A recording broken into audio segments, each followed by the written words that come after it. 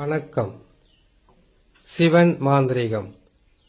இந்த மாந்திரீகத்தில் மோகினி வசியம் செய்வது, மோகினி வசியம் செய்யும் மாந்திரீக ரகசியம்.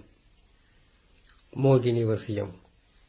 மோகினி வசியம் சொன்னாவே அது யாருக்கெல்லாம் பயன்படும், யாருக்கு பயன்படாது. மோகினி ஆண்களை பிடிக்குமா, பெண்களை பிடிக்குமா? மோகினி வசியத்தால் எவ்வளவு பாதிப்பு இருக்கும்? மோகினி என்பது ஒரு மாயை உருவம். அந்த மோகினி என்பது ஆண்களை மட்டும்தான் பிடிக்கும். பெண்களை பிடிக்க பல வகையான துஷ்ட ஆத்மாக்களும் பிரம்ம ராட்சதங்களும் பூத பிரேத ஆத்மாக்களும் பேய் பிசாசுகளும் இருக்கும். எப்பவுமே ஒவ்வொருவருக்கும் ஒவ்வொரு ஆசை இருக்கும். மனிதர்களுக்கு எப்படியெல்லாம் ஆசை இருக்கோ, எதை சாப்பிடணும், எதை அனுபவிக்கணும், எதையெல்லாம் நாம வாங்கி சேர்த்து வச்சுக்கணும், எதையெல்லாம் மற்றவங்க கிட்ட இருந்து ஏமாத்தி பிடுங்கிக்கணுன்ற எண்ணங்கள் எல்லாம் இருக்கோ, அதே போலதான் துஷ்ட ஆத்மாக்கள் என்று சொல்லக்கூடிய பூத பிரேத ஆத்மா, பேயி பிசாசு, மோகினி, யட்சினி, எச்சர்கள். யட்சினிகளும் எச்சர்களும் அது கேட்டீங்கன்னாக்கா அது தனி ஒரு விஷயத்துல போகும். எச்சர்களும் எச்சினிகளும், இந்த எச்சர்களும் எச்சினிகளையும் வணங்குறவங்க பாத்தீங்கன்னாக்கா புதையலை எடுப்பதற்கு அவர்களுடைய துணை இருந்தால்தான் எடுக்க முடியும் என்கின்ற மாந்திரீக மறைமுக ரகசியங்கள்ல இருக்கு. உடனே புதையலை எடுக்கிறதுக்கு உங்ககிட்ட மை இருக்கா, புதையல எங்க வீட்டில் இருக்கிறது எடுத்து கொடுத்துருக்கீங்களா கேட்கக்கூடாது. ஏன்னு கேட்டீங்கன்னாக்கா புதையல் என்பது நீங்க போன ஜென்மத்துல அனுபவிக்க முடியாத அதை மறைச்சு வச்சுட்டு பயத்துக்காகவோ, இல்ல உங்க முன்னோர்கள் அரசர்களுடைய கட்டுப்பாட்டில் இருந்த பொக்கிஷங்களை எடுக்கும்போது இவர்களுக்காக கொடுத்ததோ, இல்ல இவங்களை கூட அதுல இருந்து எடுத்ததோ, அதை மறைச்சு வச்சிருந்து, நல்லா புரிஞ்சுக்குங்க, அதை மறைச்சு வச்சிருந்து அது அனுபவிக்கவும் முடியாத, எடுக்கவும் முடியாத, மறந்தோ இல்ல மறைச்சு வச்சோ அவங்க இறந்திருந்தா அவங்களால தான் அந்த புதையலை எடுக்க முடியும். நான் போய் பார்த்தேங்க, எங்களுக்கு குறி வச்சு கண்ணி வச்சு சொல்லிட்டாங்க, உங்க வீட்டில் புதையல் இருக்கு, அது நீங்க தான் போய் எடுக்கணும்னு சொல்லியிருக்காங்க, இதுக்கு மட்டும் உதவி செஞ்சா போதுன்றதெல்லாம் நினைக்காதீங்க.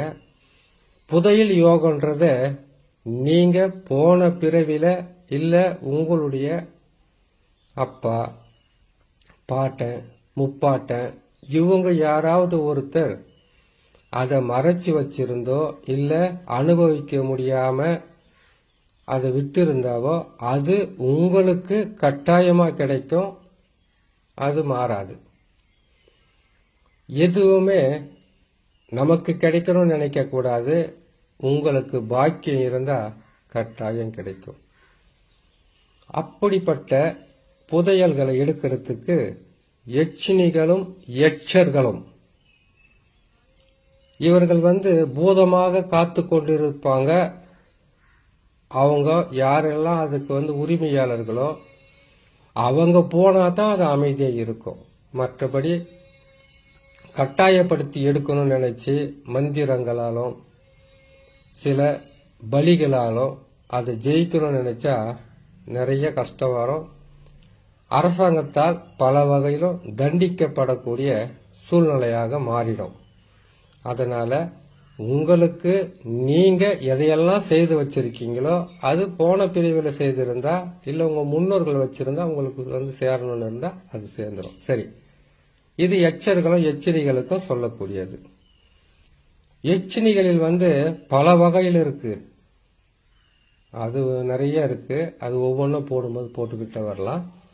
ஒவ்வொரு எச்சனினுடைய வாழ்க்கை வரலாறு, அவங்களெல்லாம் எதுக்காக நாம மந்திரங்களாலும் வசியத்தாலும் எப்படி பயன்படுத்தணுன்ற விதிமுறை இருக்கு.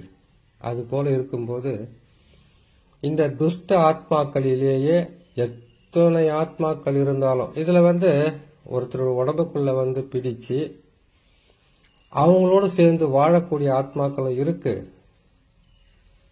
கடினமான பாதிப்புகளை கொடுத்து, கஷ்டங்களை கொடுத்து, துன்பங்களை கொடுத்து, மரணத்தை கொடுக்கக்கூடிய ஆத்மாக்களும் இருக்கு. காட்டேறி பிடிச்சிக்கிச்சு, ஒரு பெண்ணுக்கு மாத கணக்கில் மாதவிட போய்கிட்டே இருக்கு. மருத்துவத்தில் போய் பார்த்தாலும் பலன் இல்லை. உடம்பு நல்லா இருந்தவங்க இன்னைக்கு அவங்களுடைய உடல் பார்த்தீங்கன்னாக்கா ரொம்ப மோசமாகவும், அவங்களுடைய தோலே மாறிடும். உடல், நம்ம உடம்பு தோல் இருக்குது இல்லையா, அந்த தோலே துஷ்ட ஆத்மாக்கள் உடம்புக்குள்ள இறங்கிட்டாக்கா தோலே மாறிடும். சரி, இதுல மறைமுகமா சில விஷயம் சொல்றேன். ஒரு துஷ்ட ஆத்மா, அது எந்த ஆத்மனா இருக்கட்டும், பேய், பிசாசு, பூதம், பிரேதம், காட்டேரி, உதிர காட்டேரி, பூதம், எதுவானா இருக்கட்டுமே, ஒரு பெண்ணை அது பிடிக்குதுன்னாக்கா அதுக்கு 48 நாள் மட்டும்தான் உடம்புக்கு வெளியிலேயே சுத்தி அவங்களுக்கு தொல்லை கொடுத்துக்கிட்டு இருக்கும், உடம்பு மேல உட்கார்ந்துகிட்டு இருக்கும். ஒரு மண்டலம் முடிஞ்சு 2வது மண்டலத்துல அவங்க சுவாசிக்கிற காற்று வழியாக தன்னுடைய தலைப்பகுதியோ இல்லைன்னா இதய பகுதியோ இல்லைன்னா பெண்ணா இருந்தா மார்பு பகுதி இல்லைன்னு கேட்டீங்கன்னாக்கா அவங்களுடைய கர்ப்ப பையில போய் அமர்ந்துடும். கர்ப்ப பையில போய் உட்கார்ந்தாவே நீங்க போவீங்க, நேரா போயிட்டு ஒரு மாந்திரிகர்கிட்ட போயிட்டு இந்த மாதிரி ஏதாவது அவங்க உடம்பு நைட்ல இது தப்பா பண்றாங்க நீங்க சொல்லுவீங்க. அவங்களும் என்ன பண்ணுவாங்க கேட்டீங்கன்னாக்கா உடம்பு மேல இருக்கக்கூடிய அந்த ஆத்மாக்களை பிரிச்சு எடுக்கிறதுக்கு உண்டான வேலையை செய்ய ஆரம்பிப்பாங்க. ஒரு வாரம் இல்ல ஒரு 3 நாள் 4 நாள், மிஞ்சி போனா ஒரு வாரம். அதுக்கப்புறம் இயல்பான நிலைக்கு அவங்க திரும்பவும் தொல்லைகளை கொடுக்க ஆரம்பிச்சிடுவாங்க. அவங்க உடம்பு மேல இருந்தா ஓட்டுவாங்க, அவங்களுடைய கர்ப்பப்பையில் இருக்கிறத ஓட்டுறது அது வேற வகையில செய்யணும். அந்த வேலையை இன்னொரு வழியில செய்து வெற்றி பெறணும். இப்ப கர்ப்பப்பையில போய் அமர்ந்துட்டா அமைதியா இருக்குன்னு நினைக்காதீங்க. அதுதான் கொடூரம், அதுதான் கொடுமை, அதுதான் நரக வேதனை, அதுதான் பூமியிலே வாழ முடியாத அளவுக்கு கஷ்டங்களை கொடுக்கறது. பைத்தியம் பிடிக்கிற மாதிரி ஆகிறது பெண்க, மாசக்கணக்கில் மாதவிட ஆகிறது, கர்ப்ப சிதைவு ஏற்படுறது. எவ்வளவு உங்களுக்கு கரு பாக்கியம் இருந்தாலும், குழந்தை பாக்கியம் இருந்தாலும் 1 மாசம் நிற்கும், 2 மாசம் நிற்கும், 3 மாசம் நிற்கும். அதுக்கப்புறம் அது அந்த குழந்தை 5 மாசம் 7 மாசத்துல சிதைஞ்சு போகும். அது தகுந்த மந்திரங்கள் மூலியமாகவும், இப்போ சில மாந்திரிகத்துல ஒரு ரகசியம் இருக்கு. உடம்பு மேலேயும் இருந்து சரி செய்துட்டு உள்ளுக்குள்ளும் கொடுத்து மந்திரங்களை சொல்லி அதுக்கு தேவையான பலிகளை கொடுத்து சரி செய்யற மாதிரி இருக்கு. சரிங்களா? இப்போ அதர்வண வேதத்துல மாந்திரிகம் என்று சொல்லக்கூடிய மிகப்பெரிய ஒரு சூட்சும ரகசியம் இருக்கும். அதிலிருந்து தான் எல்லா வகையிலும் பிரிச்சு எடுக்கப்படும். சிவனும் சக்தியும் ஒரு வகையான பாதிப்புக்குள் இருக்கும்போது ஒருவருக்கு ஒருவர் மயானத்தில் இருக்கக்கூடிய சில பொருட்களால சிவனையும் காப்பாத்தி, அதிலிருந்து சிவன் எல்லாரையும் காப்பாத்தி சக்திக்கு சொல்லி சக்தியிலிருந்து அது வெளிப்பட்டதாக ஒரு விதிமுறை இருக்கு. சிவனை மாந்திரிகம் காப்பாத்தல, சிவன் தான் மாந்திரிகத்துல பாதிப்பாக இருக்கிறவங்களை காப்பாத்தினார். ஒரு வார்த்தை தப்பா வந்திருக்கோம், அது புரிஞ்சுக்குங்க. சரிங்க. அடுத்ததாக இப்போ அந்த மாதிரி ஒரு துஷ்ட ஆத்மாக்கள் பாதிப்புகள் இருக்குதுன்னாக்கா அதிலிருந்து பல ஆத்மாக்களிலிருந்து பிரிக்கப்பட்டது தான் மோகினி. இந்த மோகினி பெண்களுக்கு தொல்லை கொடுக்காது, ஆண்களுக்கு மட்டும்தான் தொல்லையை கொடுக்கும். ஆண்களுக்கு ஒரு மோகினியால் என்னெல்லாம் பாதிப்பு வரும்ன்றத முதல்ல சொல்லிடுறேன். இப்போ ஒரு ஆணை மோகினி பிடிச்சிக்கிச்சுன்னு வச்சுக்கோங்களேன், அவருக்கு திருமணத்து மேல ஆசை இருக்காது. எப்போ பிடிச்ச உடனே வா இல்லை, பல மாதங்கள் சில வருடங்கள் ஆனதுக்கு பிறகுதான் அவங்க உடம்புல இருக்கக்கூடிய அனைத்து வகையான உயிர் அணுக்களையும் சிறிது சிறிதாக அது எடுக்க ஆரம்பிக்கும். இந்த மோகினி பாதிப்பில் சிக்கிட்டாங்கன்னாக்கா வீட்டில் இருக்கிற எந்த சொந்த பந்தமா இருந்தாலும் ஆரம்பத்தில் நல்லா பேசிக்கிட்டு இருப்பாங்க. அதுக்கப்புறம் அவங்களுடைய பேச்சு, அவங்களுடைய செயல்பாடுகள்லாம் மாறிடும். இருட்டு அறையில் உட்கார்றது, தனிமையில இருக்கிறது. இப்போ ஒரு பெண்களுக்கு துஷ்டாத்மாக்கள் போல எங்க பிடிச்சு எப்படி போகும்னு சொல்லியிருக்கேன். ஆண்களுக்கு இது கொஞ்சம் கொச்சியா இருக்கும். நீங்க கொஞ்சம் பொறுமையை கேட்டுக்கங்க. ஆண்களுக்கு உடல் மேல ஆரம்பத்துல பிடிச்ச உடனே கிளவு வரும். பெண்ணோட ஒன்று சேர்ற மாதிரி, பெண்களோட ஒன்று சேர்ற மாதிரி, பெண்ணோட நீங்க தினம் தினம் படுத்து எந்திரிக்கிற மாதிரி, பெண்ணோடவே நீங்க வாழ்ந்துகிட்டு இருக்கிற மாதிரி, உங்களுடைய கனவு கண்ணியோட வாழற மாதிரி, உங்களுடைய ஆசைப்பட்ட பெண்ணோட வாழற மாதிரி, அதன் மூலியமாகத்தான் உங்களுடைய உயிரிழக்களை பிரிக்க வைக்கும். இப்போ ஒரு மண்டலன்றது உடம்பு மேல இருந்து இந்த தொல்லைகளை கொடுத்துட்டு வரும். அதுக்கப்புறம் நீங்க சுவாசிக்கிற காற்று மூலியமாக உங்களுக்கு ஆணின் உயிரணுக்கள் இருக்கக்கூடிய விந்து பையில போய் அமரும். அங்க உட்கார்ந்ததுக்கு பிறகு உங்களுடைய வாழ்க்கையை திசை திருப்போம். திருமணத்தில் ஆசை இருக்காது. ஒருவேளை திருமணம் ஆயிடுச்சா மனைவின் மேல அதிகமான ஆசையோ மோகமோ இருக்காது. இவங்களுக்கு தான் ராமம் போகலாம், அது கூட்டிட்டு போயின்னு இருக்குது, எங்க அங்க இருக்கும். அப்படி இருக்கும்போது உங்களை மெல்ல மெல்ல மெல்ல மெல்ல உங்க உடலையும் உயிரையும் உருக்கி உயிரணுக்களை பிரிச்சு மற்றவங்க கிட்ட பேசவும் முடியாத, மற்றவங்களோட ஒண்ணு கூடவும் முடியாத, மனைவியா இருந்தா மனைவி கிட்ட முகம் கொடுத்து பேசாம முகத்துல அடிச்ச மாதிரி பேசுறது. ஏன்னு கேட்டீங்கன்னாக்கா உங்களுடைய தேவைகளையும் உங்களுடைய ஆசைகளையும் எல்லாம் இரவு நேரத்திலும் பகல் நேரத்திலும் இருட்டு அறையில உட்காந்து உங்களுடைய சக்திகளை தானாவே உறிஞ்சிக்கும். அது உங்க மூலியமா தான் செய்யும். அப்படி செய்துக்கிட்டு இருக்கும்போது அது என்ன செய்யுதுன்னு கேட்டீங்கன்னாக்கா ஒரு மண்டலத்துல உங்களுடைய சுவாசிக்கிற மூச்சு காத்து வழியாக உள்ள போய் சேர்ந்தாச்சு. மெல்ல மெல்ல ஆண்டுதோறும் இன்னும் சில ஆண்டுகள் உடலையும் உருக்கும், உயிரையும் உருக்கும்.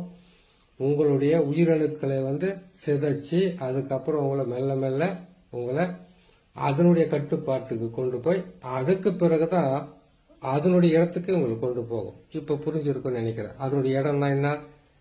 அது ஒரு மோகினின்றது ஒரு மாய சக்தி. அது ஒரு பேய் பிசாசுல சேர்ந்த மாதிரி தான். அது உங்களை கூட்டிட்டு போயிடும். ஆண்களை மட்டும்தான் மோகினி பாதிக்கும். சரி, இப்போ இந்த மோகினி பாதிப்பிலிருந்து விடுபடுறதுக்கு உண்டான வழி என்ன? இதுதான் மோகினியால் வரக்கூடிய பாதகம். இன்னும் நிறைய இருக்கு, அப்பப்போ போடும்போது சொல்லிட்டு வர, நீங்க கேட்டு பயன்பெறலாம். சரி, இதுக்கு என்ன செய்யணும்னு கேட்டீங்கன்னாக்கா மாந்திரீகத்தில் புரசு மரம் என்று சொல்லக்கூடிய புரசு மரத்தினுடைய வடக்கு வேரால ஒரு உருவ பொம்மை பாவையை செய்யணும். பாவையை செய்து அந்த புரசு மரத்தால வடக்கு பக்கம் போகக்கூடிய வேரால செய்யப்பட்ட அந்த பாவையை ஒரு பெண் உருவமாக பாவித்து அங்க அடையாளங்கள் எல்லாம் கரெக்டா அதை நீங்க வடிவமைக்கணும், செதுக்கணும், செய்யணும்.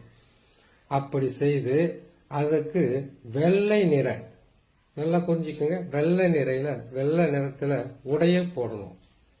அதை கட்டி சித்திர மூலம் என்று சொல்லக்கூடிய ஒரு வகையான கொடி இருக்கு, மாந்திரிகத்துக்கு மிகவும் உகந்தது. அந்த கொடிய மெத்த மாதிரி, அதாவது ஒரு நம்ம வீட்டுல படுப்போம் இல்லையா, அந்த மாதிரி மெத்த மாதிரி அந்த கொடியவை ஆணி வேறு அறுபடாம பிடிங்கி ஒரு மண் பாத்திரத்துல வச்சு அது மேல இந்த உருவ பொம்மை செய்தோம் இல்லையா புரசு மரத்தால அந்த ஆணி வேறு எடுத்து செய்தோம் இல்லையா, அந்த மாதிரி செய்த ஒரு உருவ பொம்மைக்கு வெள்ளை துணி, வெள்ளை மல்லிகைப்பூ, பால் சாதம், இல்லைன்னு கேட்டீங்கன்னா பாலால செய்யப்பட்ட பலகாரங்களை அதுக்கு வச்சு வெண்பொங்கல் கூட படைக்கலாம். படைச்சு முடிச்சுட்டு அதுக்கு இவங்களுடைய உடல் யாருக்கு பிடிச்சிருக்கு இல்லையா, அது என்ன செய்யணாக்கா உடம்புல இருந்து அவங்களுக்கு 8 அழுக்கு எடுக்கணும்.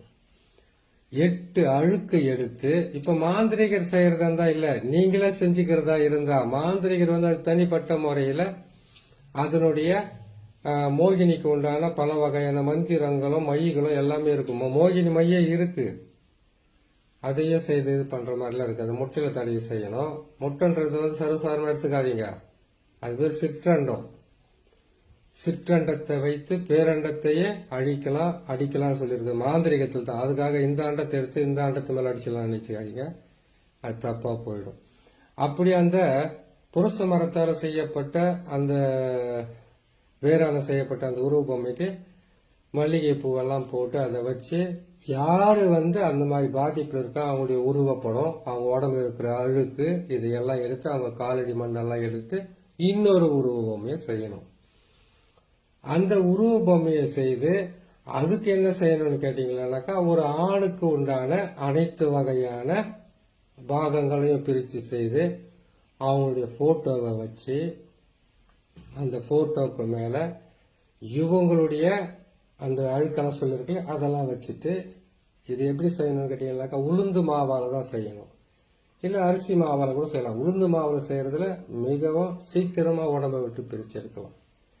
அப்படி செய்து முடிச்சு அதுக்கப்புறம் என்ன செய்யணும்னு கேட்டீங்கன்னாக்கா, எந்த ஆணுக்கு இந்த பாதிப்பு இருக்கோ அந்த ஆணுடைய உடலில் இருந்து கால் வரைக்கும் ஒரு படிகாரம் ஒன்று எடுத்து உடம்பெல்லாம் தேய்ச்சிக்கிட்டு வரணும். அப்படி உடலிலிருந்து கால் வரைக்கும் தேய்ச்சிக்கிட்டு வந்து ஆண் பெண் உருவத்தில் இருக்கிறது, நம்ம பெண் உருவமாக வந்து மோகினி மாதிரி ஒரு செஞ்சிருக்கோம், ஆண் உருவம் காலடி மண் எடுத்து உளுந்து மாவு அரிசி மாவு வச்சு செஞ்சிருக்கோம் இல்லையா, அந்த படிகாரத்தை ஒரு ஆணுடைய உடலெல்லாம் தேய்ச்சி கொண்டு வந்து 2ஆ உடைச்சு இந்த பாவை மேல ஒண்ணு அந்த ஆண் உருவத்து மேல ஒண்ணு போடணும். போட்டுட்டு 108 1008 வரைக்கும் கற்பூரம் தேவைப்படும். அது எல்லாமே இந்த ஆணுடைய உருவத்தையும் இந்த பெண்ணுடைய உருவத்தையும் அவர் யாருக்கு மோகினி பாதிப்பு இருக்கோ அவர் கையில வந்து அந்த 2 மண் பாத்திரத்தையும் கொடுத்துட்டு அவர் தலையை சுத்தி இது மேலேயும் அது மேலேயும் போட்டு போட்டு போட்டு எடுத்துட்டு எலுமிச்சம் பார்த்தா அதே போல உருவமெல்லாம் வந்து தேய்ச்சி எடுத்துட்டு வந்து அதுக்கு பலி கொடுத்து இதை கொண்டு போய் முதல்ல எரிக்கணும். கற்பூரம் போட்டு நல்லா எரிக்கணும். இதுக்கு படையிலெல்லாம் இருக்கு. படையிலெல்லாம் இவ்வளவே செய்யறது ரொம்ப கஷ்டம். படையிலெல்லாம் போட்டு செய்யறது ரொம்ப ரொம்ப கஷ்டமா இருக்கும். இது செஞ்சாவே போதும். இது செய்து எடுத்துன்னு போயிட்டு ஆத்து மணல்ல ஒண்ணு புதைக்கணும். எதை புதைக்கணும்? அந்த ஆணனுடைய உருவ பொம்மைய ஆத்து மணல்ல புதைக்கணும். கற்பூரத்தை போட்டு இந்த பாவை செஞ்சில மோகினி பாவை அதை எரிக்கணும்.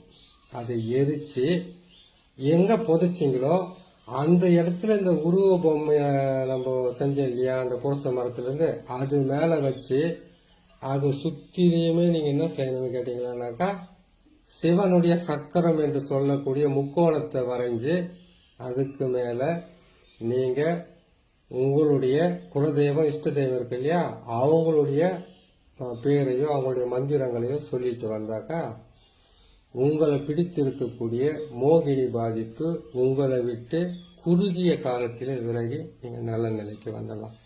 இதுல இருந்து மந்திரம் இருக்கு, பூஜை விதி இருக்குது, பூஜை புனஸ்கார விதி இருக்குது, என்ன இது இருக்குது. ரொம்ப வீடியோ நீளம் அதிகமா இருக்கிறதுனால அதை இன்னொரு பதிவில் போற கேட்டு பயன்பெறும்.